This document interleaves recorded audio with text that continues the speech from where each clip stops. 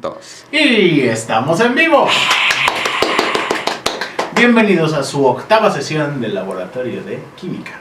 El día de hoy vamos a continuar el tema que iniciamos la semana pasada, que se llama sobre el frío. Y para eso tengo una sorpresita especial para ustedes. ¿Ustedes saben cuál es el lugar más frío de San Luis Potosí? Bueno, hoy vamos a contestar esa pregunta y nos la va a ayudar a contestar una persona muy interesante. Vamos a ver.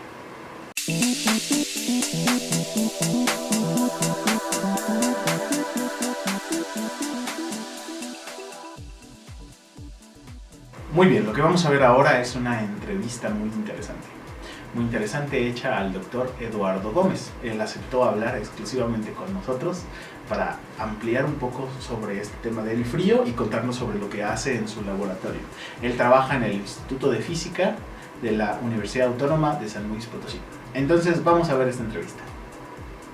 Vale, y hoy es una ocasión muy especial, tengo una sorpresa para todos ustedes. Estoy aquí con una de las personalidades científicas más importantes de nuestro estado. Estoy con el doctor Eduardo Gómez García, el doctor Eduardo Gómez, también apodado el Doctor Frío. Bueno, el doctor Eduardo Gómez trabaja en el Instituto de Física de la Universidad Autónoma de San Luis Potosí. Él tiene un laboratorio muy interesante y un trabajo súper interesante en la ciencia, en específico en la física, y él fue mi maestro de física en la universidad. ¿Cómo estás, Eduardo? Muy bien, muchas gracias. Bueno, el día de hoy lo tengo aquí porque él se especializa, como ya oyeron ahí, en esto que se llama el frío. Entonces, desde la primaria, a lo mejor ustedes se acordarán que nos dicen, no, pues el frío no existe como tal. El frío más bien es la ausencia del calor. Pero ahora esta práctica se trata sobre ver los efectos del frío, ¿vale? Y los efectos del frío van mucho más allá del propio clima o de la propia congelación de las cosas, sino pueden llegar un poco más allá a un nuevo estado de la materia. Entonces, aquí ahora que tengo al doctor Eduardo, vamos a preguntarle un par de cosas sobre su trabajo. Eduardo, bueno, tú estás actualmente en el Instituto de Física. ¿Nos puedes contar así en 3 palabras qué es lo que hace tu laboratorio? En mi laboratorio nos dedicamos a manipular a los átomos. Tratamos de lograr un control exquisito sobre los átomos y eso lo hacemos utilizando láseres, utilizando luz.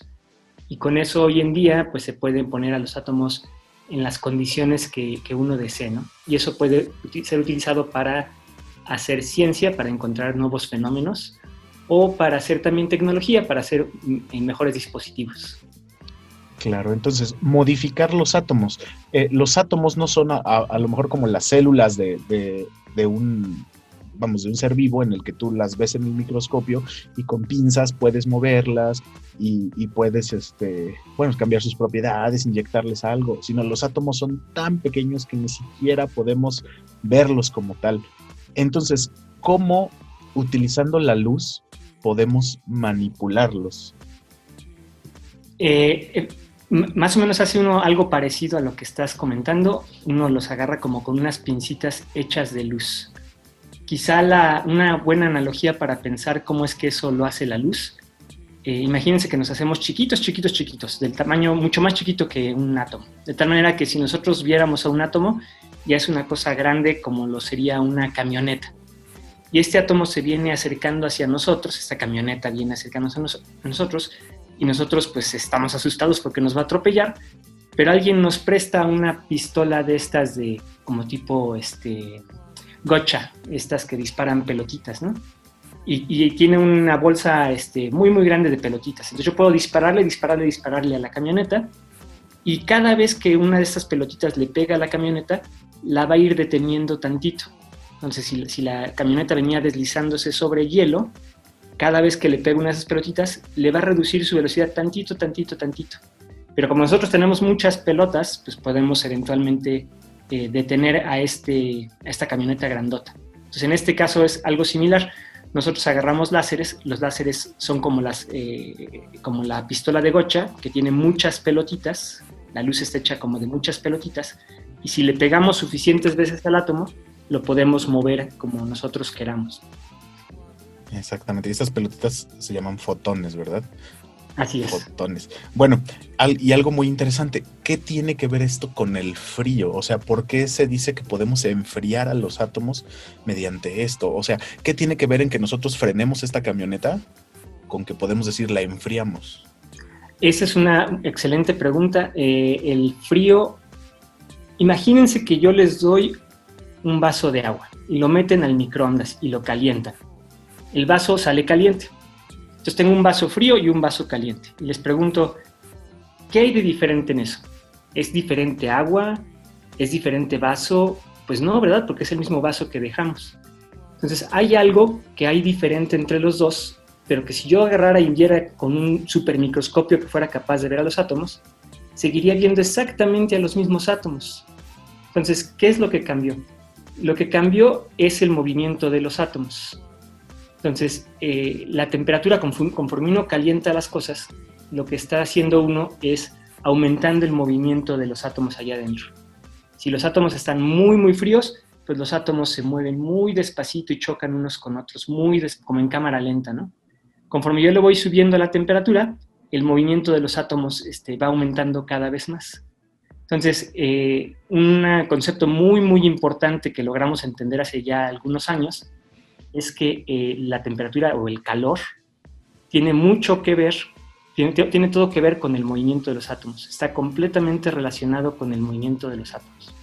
Entonces, si yo caliento algo, lo que estoy haciendo es que se muevan más violentamente. Si lo enfrío, lo estoy tratando de detener. Por eso la analogía de la camioneta funcionaba, ¿no? Si yo tengo una camioneta que es uno de estos átomos y la camioneta se está moviendo por todos lados y ahora le disparo pelotitas, puedo lograr que la camioneta se detenga. Y en ese caso la enfrío a mi gas de átomos, ¿no? Claro. Entonces, la temperatura y el movimiento están relacionados. Algo caliente va a estar vibrando y algo frío se va a quedar quieto. Pero ahora, sabemos que hay un límite para eso del frío. Nosotros lo llamamos en la física el famoso 0K o 0 grados Kelvin, ¿no? Que es así como el límite. Ya nada puede ser más frío que eso, pero incluso ni siquiera puede llegar exactamente al 0K. Se puede acercar infinitesimalmente a estar ya nada del 0K, pero vamos, no llega.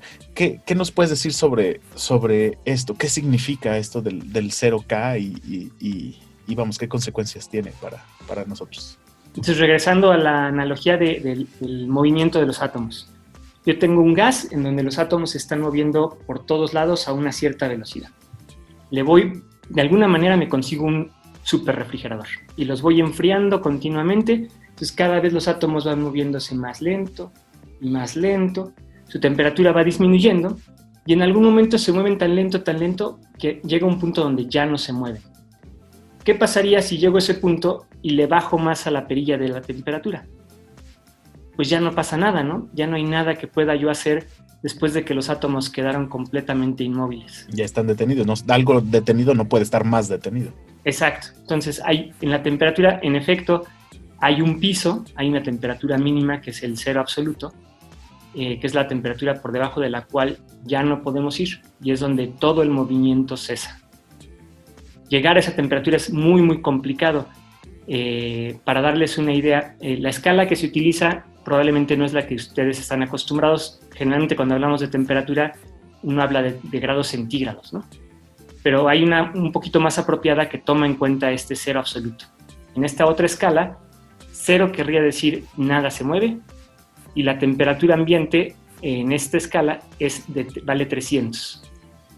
Entonces, una pregunta interesante es, ¿qué tanto nos acercamos usualmente en nuestra experiencia cotidiana hasta el cero absoluto? Y la respuesta es, no mucho. Si yo trato de pensar, a ver, en algo frío, bien frío, un hielo. En ese caso, yo voy a pasar de 300, acá hasta 300, aquí hasta 0, lo que logré acercarme hacia el cero absoluto es de 300 a 270. O sea, avancé muy, muy poquito en mi camino hacia el cero absoluto, ¿no? Todavía me falta mucho camino por recorrer para llegar al cero. Entonces, de las cosas que estamos nosotros acostumbrados en temperatura, en realidad su temperatura está muy lejos del cero absoluto. Muy bien. Y bueno, en esta clase todos acaban de ver o están por ver unos experimentos con hielo seco. El hielo seco está a menos 70 grados centígrados y ya observamos propiedades muy interesantes por el hecho de que estén tan fríos. Ahora, la pregunta es la siguiente. Cuando tú tienes átomos cerca de este cero absoluto, eh, ¿cómo se comportan? ¿Como un sólido? ¿Es un nuevo estado de la materia? ¿Qué se puede hacer con ellos? ¿O cuál es la importancia de poder enfriarlos tanto? La principal razón es que si yo quiero trabajar con un átomo, pues me gustaría tener al átomo ahí y hacerle muchas cosas. Pero si el átomo se está moviendo muy rápido, pues en lo que pasa tengo muy poquito tiempo para trabajar con él. Entonces, realmente la principal motivación que nosotros tenemos es quiero que vaya despacito para yo poder manipularlo por mucho tiempo. Pero resulta ser que cuando uno baja la temperatura empiezan a aparecer cosas muy interesantes. En efecto, empiezan a aparecer nuevos estados de la materia. Quizá valga la pena, ¿está bien si hablo un poquito de los estados de la materia? Claro. Entonces, hay una dinámica que a mí me gusta mucho hacer. Imagínense que estamos todos en un auditorio. Y en ese auditorio están hilera tras hilera de las butacas y todo el mundo se agarra de las manos. Y ustedes son átomos. Cada una de esas personas en las butacas son átomos. Le empezamos a subir la temperatura, la gente empieza a moverse tantito. Le subimos la temperatura, pues empiezan a mover un poquito más, ¿no? Y conforme yo le vaya subiendo, si se empiezan a mover más violentamente, cada vez se mueven más y más y más. Ese estado en el que están ahorita todos es un sólido. ¿Por qué digo que es un sólido? Porque si yo intentara caminar y atravesarlos, no voy a poder, sus manos no me dejan pasar. Es como el juego de Doña Blanca, ¿no? Paso y choco contra las manos y no puedo pasar. Pero ¿qué pasaría si yo le sigo aumentando la temperatura? Conforme le sigo aumentando, el movimiento empieza a ser tan violento que en algún momento las manos se sueltan, porque se están moviendo ya tan violento que no se alcanzan a agarrar. Y en ese punto, en vez de que estén agarrados, ya ahora cada quien está moviéndose por el cuarto. O sea, hubo un cambio muy drástico en el comportamiento de los átomos, de las personas ahí, ¿no? Pasaron de estarse moviendo agarrados de las manos a de estarse moviendo ya libres, ¿no? Ese estado sería el de un líquido. ¿Cómo sé que es un líquido? Porque si ahora yo hago el mismo juego de Doña Blanca y trato de caminar, ahora sí voy a poder atravesar, ¿verdad? Porque ya no se están agarrando de las manos. Entonces, un estado de la materia es lo que ocurre al pasar un cambio de fase. Yo paso de un comportamiento a otro y hay un cambio muy abrupto en el comportamiento del gas. Entonces, haciendo eso uno puede pasar de sólido a líquido, y si les pongo ahí en el auditorio que se muevan más, al ratito van a estar hasta brincando por el techo, ¿no? Y en ese caso se convirtieron en un gas, porque ya ni siquiera están confinados al piso, ya están brincando y ocupando todo el espacio, ¿no? Esos son los tres estados de la materia que más comúnmente se conocen. Sin embargo, hay dos más que son interesantes y son un poco más recientes. El siguiente es, si le continúo calentando más allá del gas, en algún momento las componentes del átomo se empiezan a separar. Los electrones se van por un lado, que son parte de lo que hay dentro del átomo, y los núcleos se van por el otro lado. Eso forma una cosa que se llama plasma. Entonces hay un cuarto estado de la materia que se llama plasma. Y me puedo tratar de ir en la dirección opuesta. Imagínense que ahora tengo un gas y lo empiezo a enfriar, le voy bajando la temperatura. Pero imagínense por un segundo que los átomos están muy lejos uno de otro. O sea, el gas tiene una densidad muy, muy, muy, muy baja. Entonces, si yo le bajo la temperatura, en principio debería de regresar a un sólido, pero como la temperatura es tan baja, este átomo que está aquí está muy alejado del otro y no se alcanzan a agarrar de las manos. Entonces, no importa que yo le baje lo que quiera la temperatura, nunca se forma un sólido. Pero descubrimos hace pocos años, hace unos 20 años, que de cualquier manera sí pasa algo bien interesante. Y lo que pasa es lo siguiente: el átomo que siempre nos lo imaginamos como una canica, en realidad se empieza a comportar más como una onda, como una ola en el agua. Entonces, en vez de comportarse como partículas, como canicas, se comporta como una cosa que empieza a extenderse, como una onda deslocalizada, que ocupa mucho espacio. Y si bajo y bajo más la temperatura, esa onda se va haciendo cada vez más y más y más grande. Entonces, después de un tiempo, aunque estaban muy separados, estas dos ondas se van a empezar a sentir uno al otro. Y en el momento en el que se enteren de que el otro está allá porque ya se hincharon tanto que se tocaron uno al otro, ocurre otra transición. Y esa transición se llama un condensado de Bose-Einstein. Entonces hay 5 estados de la materia. Sólido, tradicionalmente es los que se llaman los 5 estados: sólido, líquido, gaseoso, plasma y condensado de Bose-Einstein. Claro. Y bueno, nosotros conocemos normalmente los primeros 3 porque son los estados en los que está el agua, ¿no? Que es como nuestra referencia. Y el hecho de que el agua esté en los 3 estados aquí en la Tierra permite realmente que exista la vida y todo el equilibrio climático y un montón de cosas. Pero metiendo ahora sí la ciencia, cambiando las condiciones, podemos acceder a estos otros espacios, pues que nos permiten muchas otras cosas. Perfecto, Eduardo, creo que es muy clara tu explicación. Ahora, quiero preguntarte algo.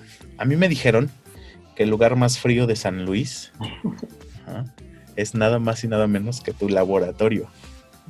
Es correcto. ¿Cómo está eso? Sí, es correcto. El lugar más frío de San Luis Potosí es el sistema donde nosotros atrapamos a los átomos. Los atrapamos dentro de un contenedor y ahí adentro tenemos una colección, un gas de átomos, de muy poquitos átomos, son realmente una cantidad muy pequeña, pero están a una temperatura extremadamente fría. Y una cosa que tenemos que hacer para lograr que lleguen a esa temperatura muy fría, si yo agarro átomos de lo que quiera y los enfrío y los pongo en un contenedor, el problema es que mis átomos van a terminar con la misma temperatura que mi contenedor. Claro. Entonces, si yo quiero enfriar a los átomos mucho, pues me gustaría deshacerme del contenedor. Nosotros en el laboratorio lo que hacemos es que hacemos un contenedor de luz. El contenedor de luz funciona un poco con lo que les expliqué hace rato. Si yo le aviento luz, le aviento estas pelotitas, puedo mantener a los átomos levitando de tal manera que no estén tocando nada. Si logro hacer eso, ahora sí los puedo enfriar. Y ahora, ¿qué tan fríos están estos átomos? Déjenme hago una analogía para eso, para darse una idea de qué tan fríos están. Imagínense que el cero absoluto es aquí donde estoy yo, exactamente donde estoy. Y la temperatura ambiente es la Ciudad de México. O sea, esos 300 grados que decía, es de aquí a la Ciudad de México. Yo empiezo a enfriar las cosas para tratar de llegar al cero absoluto, para llegar hasta donde yo estoy.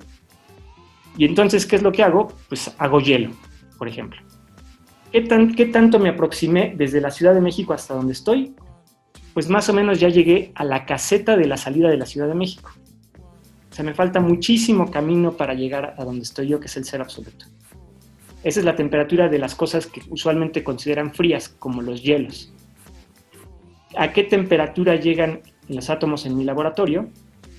Pues imagínense que empezando a la Ciudad de México, llegaron aquí a donde está mi uña, donde mi uña es el cero absoluto, y la bacteria que está encima de mi uña, esa es la temperatura de los átomos en mi laboratorio. O sea, se acercan a una escala muy, muy, muy, muy, muy cerca. Si nos imaginamos la distancia entre la Ciudad de México y tú, y que estás ya a una bacteria de distancia, pues ya casi podemos decir que cruzaste la meta, ¿no? Pero ahora, acercarte más que esa bacteria, acercarte a la mitad de la bacteria o acercarte ya a una molécula que forma la bacteria, es posible, pero es complicadísimo, ¿cierto? Es muy complicado. Nos enfrentamos a incluso mucho más costoso, ¿no? El récord mundial, ¿tú lo conoces? ¿En cuántos? El récord mundial de la temperatura que le estoy diciendo, que si las digo en números, es como si la comparo contra cuánto enfría en el hielo. Esto que estoy diciendo es enfriar aproximadamente como 100 millones de veces más. Wow. La temperatura más baja que existe hoy en día, de la que estoy hablando ahorita, todavía échenle como 100,000 veces más. Una temperatura extremadamente baja. Bueno, y tienes que entrar con chamarra a tu laboratorio, ¿no? Entonces. No, realmente el único lugar que es frío es el contenedor donde están los átomos. El laboratorio también está un poquito frío, pero por otras razones. A los estudiantes les gusta frío ahí el laboratorio. Entiendo, sí. Y no es frío en sí tu laboratorio porque está tan confinado tu experimento que no es así como que... Porque, por ejemplo, yo me imagino, si yo tuviera una esferita a varios millones de grados en mi cuarto, pues sentiría el calor horrorosamente, ¿no? Sí. En todo el cuarto, ¿no? Irradiaría todas estas, toda esta radiación infrarroja y todo, que calentaría todo. Pero esto no sucede al enfriarlo, ¿no? Como está tan confinado en un aparato o en esta cápsula que dices que es como unas pinzas ópticas, unas pinzas de luz, pues entonces es un sistema bastante aislado, que no interactúa con el exterior. Y con una cantidad muy, muy pequeña de materia, muy, muy chiquitita. 1 gramo dividido entre 100 millones, 1000 millones, una cantidad muy pequeñita. Claro. Me parece interesantísimo el hecho de saber de que aquí en nuestro estado se pueden hacer este tipo de experimentos y el hecho de que aquí contemos con un instituto de física del nivel que lo tenemos, pues es súper importante. Y ya casi para terminar esta entrevista, me gustaría preguntarte cómo es la vida de un científico, ¿no? Ahora nos están viendo todos mis alumnos de secundaria, les faltan pues todavía 2 años o 3 años de preparatoria y luego ingresar a la universidad. ¿Cuáles son las ventajas de ser un científico? O vamos, ¿qué aspira alguien que se dedica a la ciencia? Pues es una opción de carrera realmente muy, muy satisfactoria. Digamos, es interesantísimo, cada día es un reto diferente, hay un problema nuevo por resolver. Uno va decidiendo qué es lo que hay que hacer, no tiene de repetitivo nada en absoluto, ¿no? Y al final del día uno sabe que lo que está generando es algo completamente nuevo, ¿no?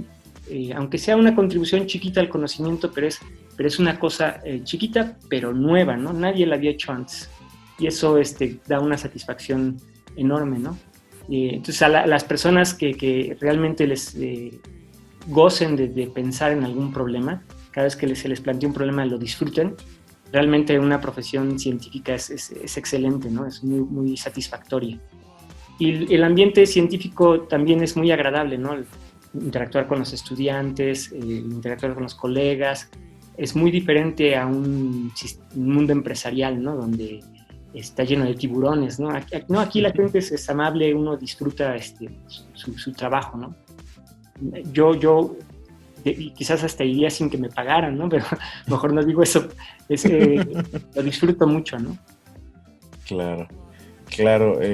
Bueno, yo, como ustedes saben, estudié la licenciatura en biofísica ahí en el Instituto de Física y bueno, yo siempre he mantenido a la ciencia como una parte muy importante, aunque no me dedico exactamente a la investigación, pero siempre es una parte importante en el momento de que ahora cualquier cosa que hagas pues tiene que tener una base en la experimentación y una base en lo demás, y bueno, esa es una forma de vida pues que quizás hace la diferencia, y si algo necesita nuestro país y nuestro mundo ahora con tantos problemas, pues es más científicos, es más gente joven que se interese por todos estos temas, que quiera pensar de una forma diferente y que no le tenga miedo a las matemáticas y a las materias complicadas, que son complicadas solo por fuera. Cuando te adentras, les encuentras el gusto, ¿cierto? El gusto. Bueno, perfecto. Vamos a terminar ya esta entrevista. Quiero agradecerte a nombre mío y a nombre de la dirección del Colegio Sembradores y de los estudios Vuela Alto y el canal La Ciencia está en la Sopa, que nos permitas utilizar este material pues para difundir esto que es el trabajo científico. Yo sé que falta mucho de medios en muchas cosas como esta. O sea, yo no concibo cómo tenemos tantos talentos, tantos doctores haciendo investigación tan interesante y eso no salga en los medios, ¿no? O salga muy poquito, no les dedican así la primera plana de, el doctor Frío logró esto nuevo, ¿no? A lo mejor les dedican un pedacito así al final, pero el hecho de que pues la gente se interese y vaya buscando y se acerque a sus profesores y se acerque a los canales de YouTube y se acerque incluso a los institutos de investigación, pues es algo importante y valioso, y ojalá aquí entre los alumnos pues haya algunas lucecitas que se prendan ahí en sus cerebros para intentar seguir por estos caminos largos pero muy interesantes. Esperemos que así sea. Bueno, Eduardo, te agradecemos mucho tu tiempo y Te contaré un gusto. Y esperamos que ahora que termine la pandemia, pues podamos seguir por aquí colaborando. Claro que sí, me dará mucho gusto. ¿Vale? Muy bien. Entonces vamos con lo que sigue de esta clase. Bueno, una vez más agradecemos al doctor Eduardo Gómez por aceptar estar aquí con nosotros, y hasta aquí llega la clase de hoy y este tema. Nosotros nos quedamos en una pequeña sesión de preguntas y respuestas y nos vemos, como siempre, la próxima semana. Hasta luego.